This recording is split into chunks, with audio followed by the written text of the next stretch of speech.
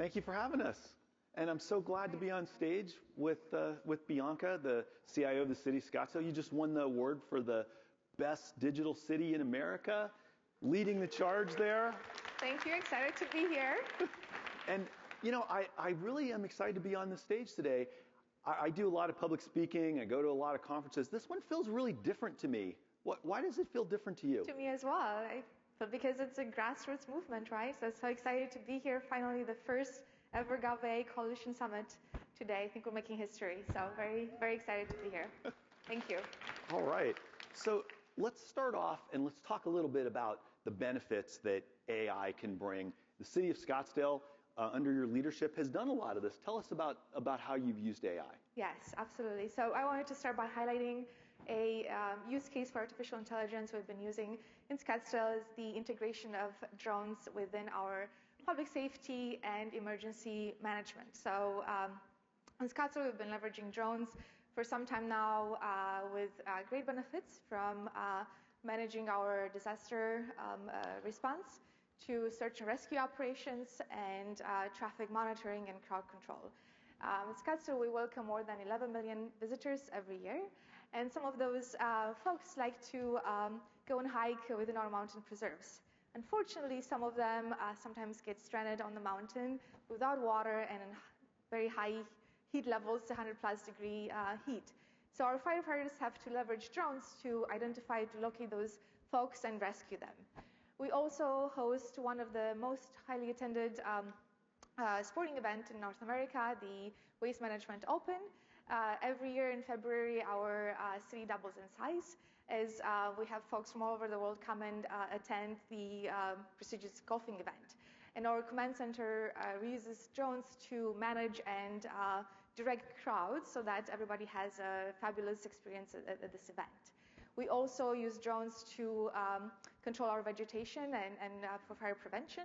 And then we're also one of the first cities to adopt unmanned drones for our real-time crime centers. So the ability of drones to provide real data, to survey large areas, to enable real-time decision making, really transform the way we are approaching public safety. However, with those capabilities also come concerns regarding privacy, right? Drones can capture high-quality videos, but also can use facial recognition. So while those tools are very valuable in the right context, they also pose really high privacy concerns. So for us, it's really about how do we balance those operational advantages with the privacy rights of our citizens. On top of that, the regulatory landscape is also evolving, right? So it makes it hard for us to establish really regulations that can be clear, that can be universally accepted regarding drone usage, especially when it comes to regarding to how long the data should be kept, who has access to the data, and how do we make sure that those AI systems are used in a way that protects the privacy rights, the personal rights of our constituents. So really, especially with now the augmentation of AI within those systems, we need to make sure that we have a robust governance structure in place to ensure ethical and transparent use of those innovations, right? And then with that, we also have to have a clear framework when it comes to managing the risk to ensure that we minimize the risk to the public, but also maintain the public trust. So, in fact, the benefits of AI can be profound. You know, I was at Intel when we introduced the laptop to the world, and I was a peon at the time, but I was on that team. I was there. And I thought this was the seminal moment of my career, the most transformative technology I've ever seen. AI is so much more transformative. It's so much more embedded in our lives. But there are risks that come along with this, and you have to think about those risks as you're looking to deploy. In fact, we see things like data exfiltration, we see IP risk, we see bias and discrimination. We see it in odd places. We've had our clients that have resume screening applications that become biased against people with certain dates of birth. We see this accidentally happening. We saw one of the largest banks right now that's being sued over a gentleman of color who applied for a job, didn't get it, and ended up changing his name, and pardon this, but it's a direct quote from the lawsuit, to the whitest name I could think of. And he actually got an interview. And you know what? That kind of sounds a little bit like bias. And the argument from the bank was, well, we didn't mean to do that. It doesn't matter what you mean to do. It matters what you actually do. We see numerous risks that come with the deployment of AI, and you have to think about those as you're trying to leverage the tremendous benefits that come from it. The regulators are now trying to keep up with this. I have a very good relationship with the FTC and a couple of the state bodies as well that are trying to regulate this. This is probably the fastest regulated anything that we've ever seen.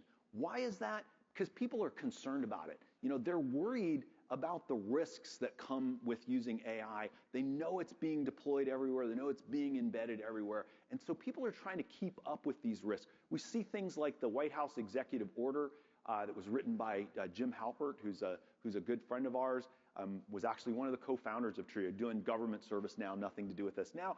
But he wrote this in a way, or partially wrote this in a way, to try to coach people on how to approach the risks of AI, how to consider privacy, how to consider training, which is so important, how to consider avoidance of bias. In the absence of a true federal law, which I'm a huge proponent of, by the way, but in the absence of that, the states are stepping into this. Here in California, we see rulemaking by the CPPA under the privacy law that really emphasizes transparency. It emphasizes that make sure that you communicate how you're using AI in the right way. Colorado has stepped up as the first state that actually has passed a law that's specific to AI, but they're by no means going to be the only one. Actually, that was the result of a consortium of 29 states, was hosted by Connecticut, that Colorado kind of the first out of the gate, but we're tracking about 12 follow-on laws to that. In the Colorado law, yes, they're concerned about transparency, but they're especially concerned about understanding the risks of AI, understanding the risk levels, and understanding and communicating that to people. At the same time, when you have high risk, you have to think about testing it as well. We also see many of the government agencies, especially OMB, is developing rules around this.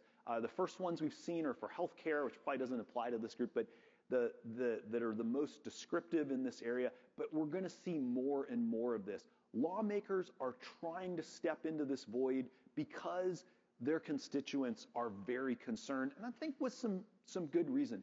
So if we think about then, how can we end up as a government agency, how do you start to address these risks, Bianca? Yeah, so I'm sure our journey is similar to many of your journey here. We understood from the beginning that we have to have a strong data management, right? So that's where it started for us, making sure that we have a data governance structure in place and that we have an understanding of where our data is. So data cataloging and data inventory was critical for us to start with. And then we had to really approach this as we approach any other innovation, right? We have to be strategic about it. So for us, it's about how do we make sure that we solve real problems, and how do we make sure that the solutions are truly aligned with our strategic goals and our business goals. So we started a year ago by really coming together as a leadership unit, identifying those committee members that should be part and reviewing those AI solutions, but really first identifying those needs and then prioritizing those use cases based on their technological and business feasibility, right? So we want to make sure that we are very, very realistic in terms of what we can take on and how much we can deliver to make sure that we are successful. So really starting with understanding your data, really prioritizing what those use cases are, and making sure that you have the right stakeholders involved from the beginning. Yeah, and in fact, we've seen some public agencies actually release their AI inventory, and there's a lot of insight we get to that. In fact, when we onboard a new client, often what we find is it's not the use cases that they're planning and working through that create the risk. It's often the ones that you don't really know about. It's those third-party ones. How's your experience with this? Yeah, absolutely. So So first I want to share kind of our innovation principles, right? So as a city, we've always been about really involving those constituents, right? How do we understand their needs? Then really making sure that we are open to saying yes more than we say no. So we do take on lots of pilots, lots of experimentations with that, the proliferation of some of the use cases, right? Making sure that we have a good handle on that. And then really those partnerships internally, that collaboration among all our business units to make sure, again, that we can be successful together. And then our partnerships with the vendor community, with the academia. So those engagements, right, making sure that they understand what are the risks that we are operating under, and making sure that we stay, I guess, in connection with them in terms of what's on their roadmap, understand the applications of that we already have within our environment.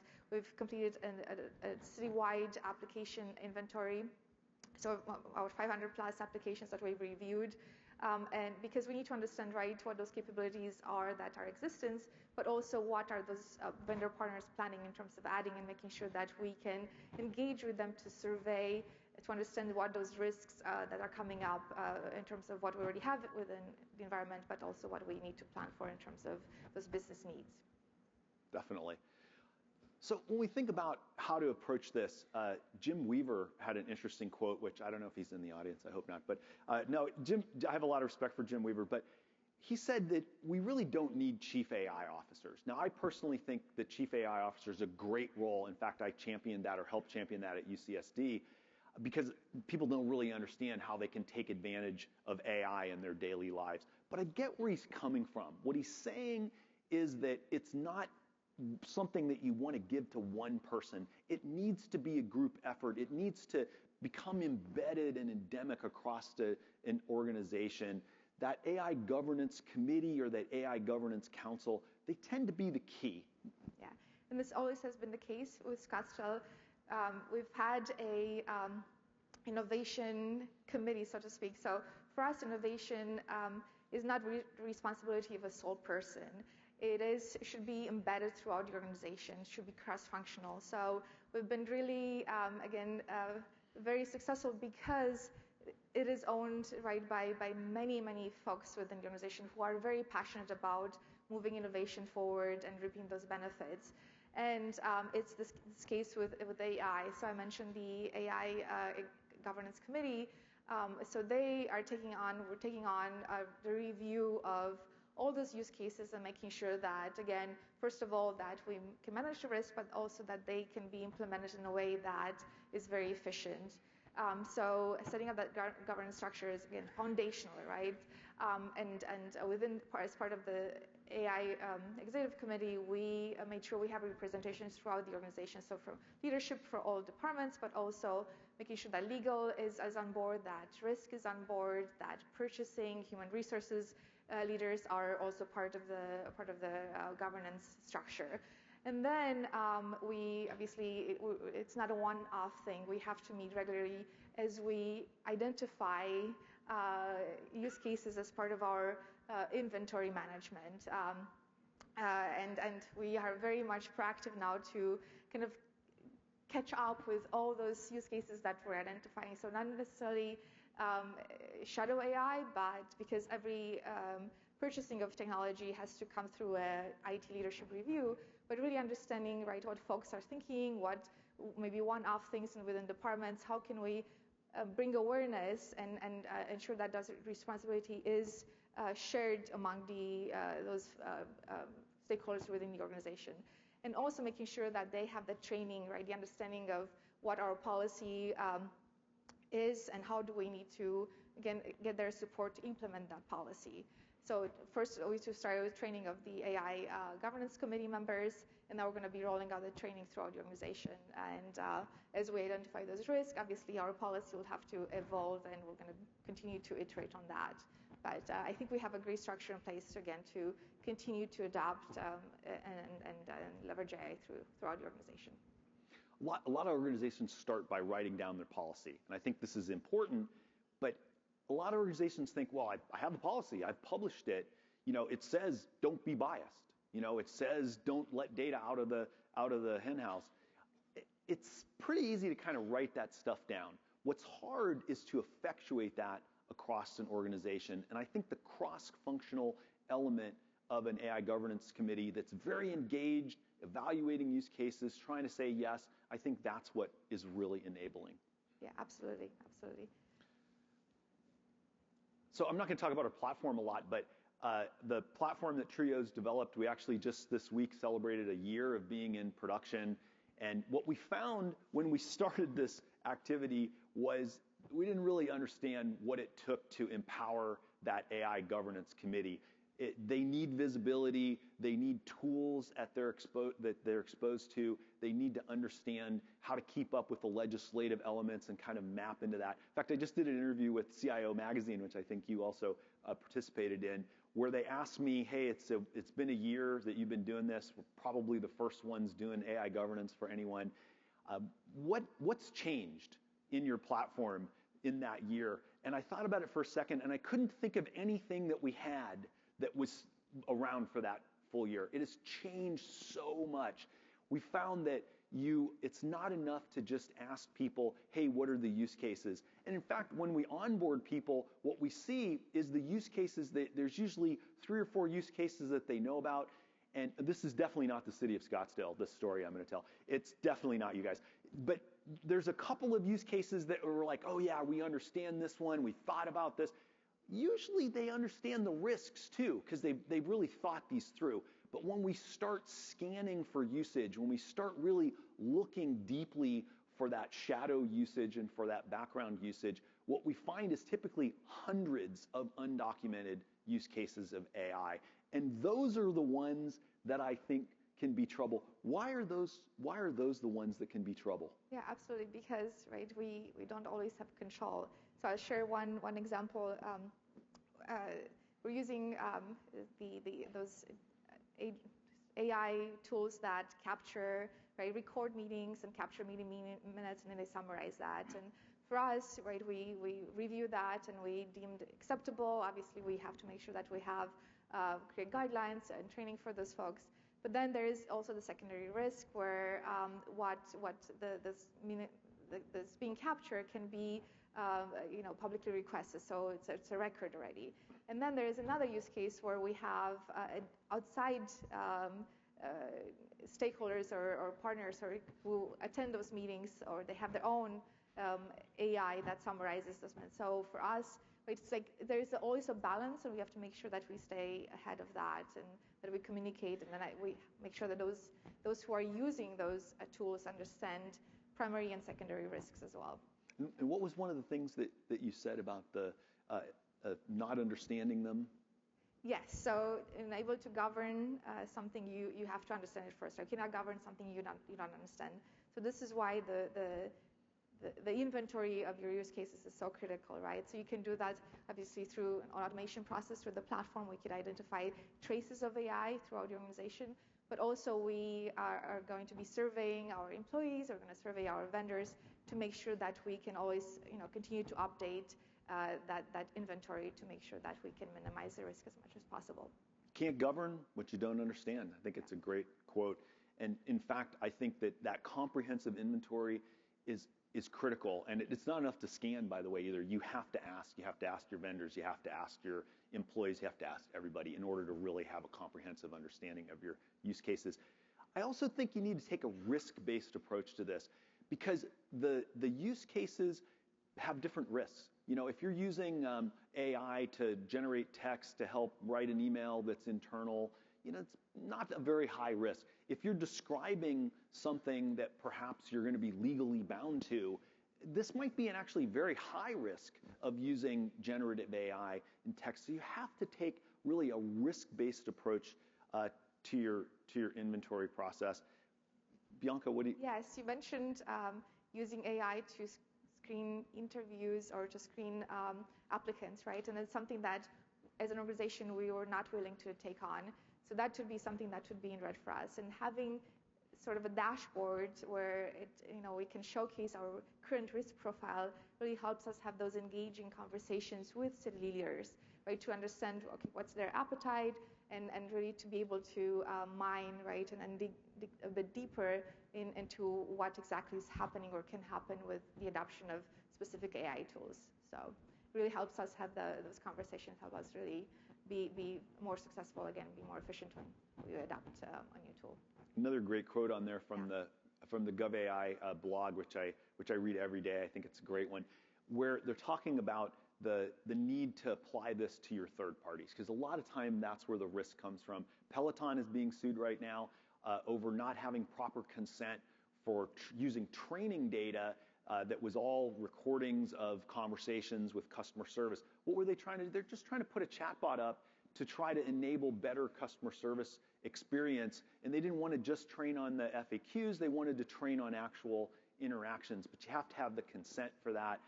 And their argument, which they've made publicly, is that the vendor that they used for this, I think it was Drift, wasn't under contractual obligation that restricted them. They didn't have any security measures on it. They really didn't have anything on it. They didn't have any special clauses in this because they didn't know about it.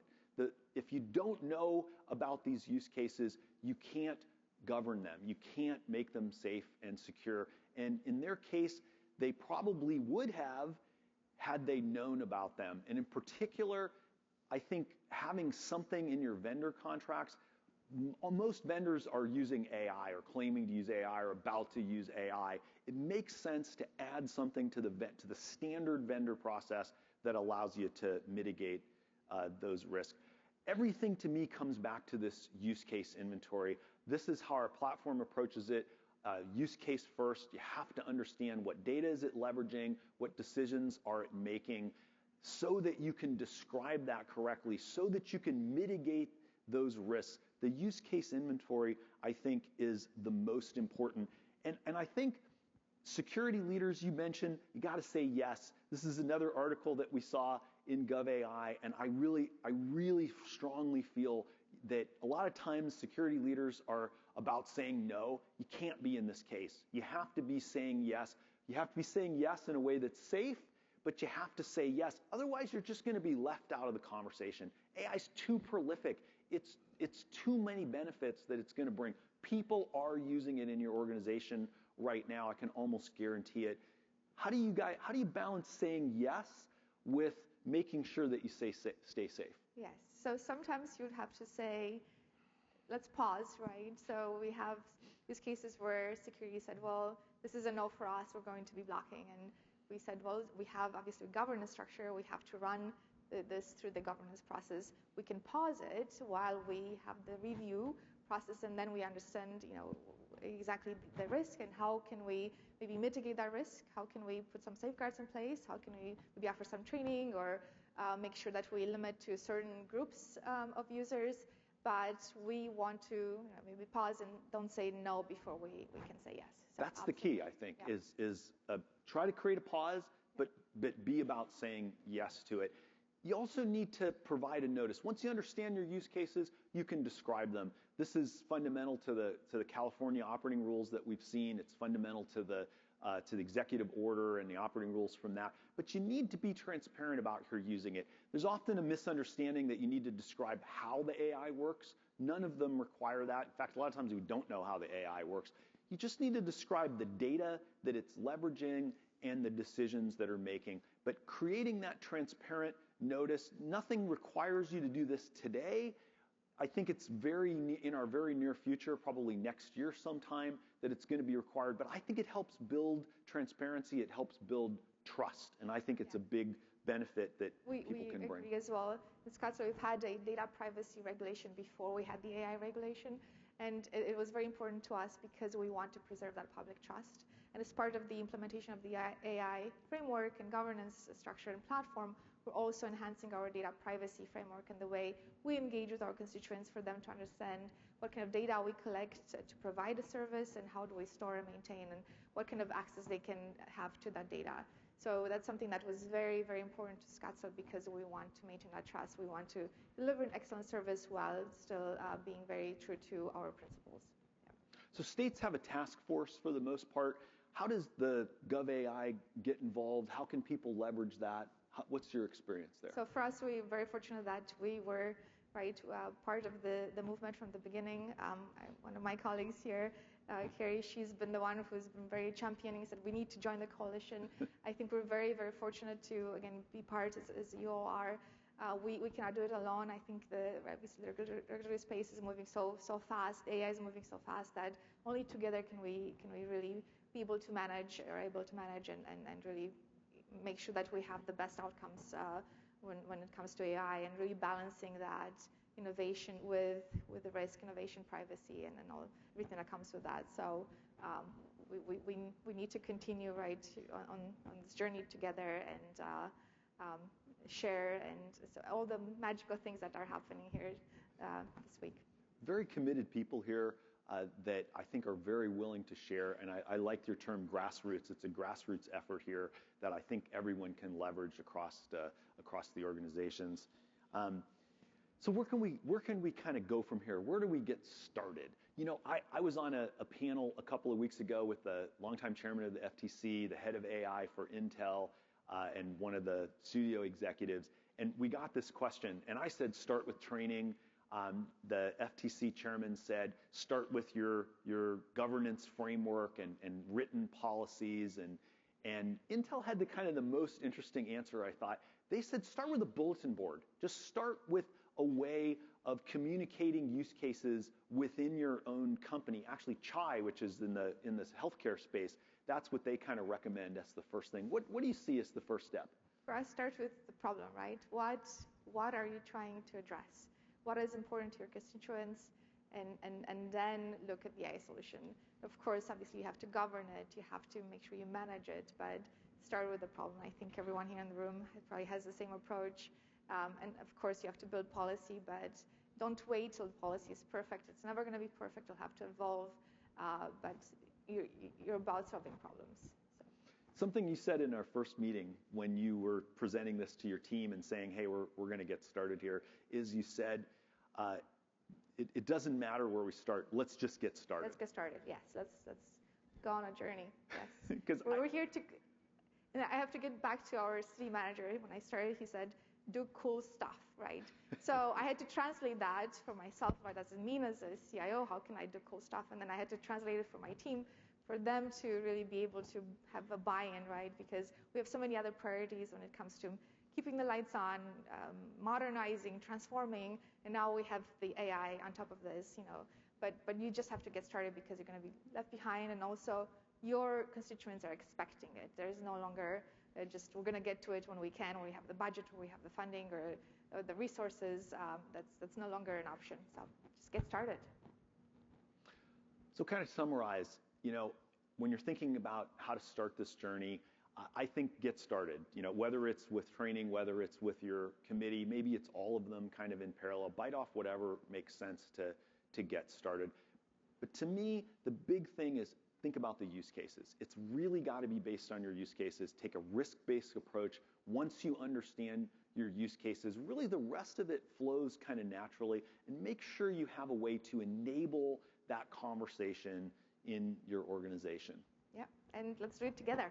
So, thank you. So, thank you for joining us today. We appreciate your time.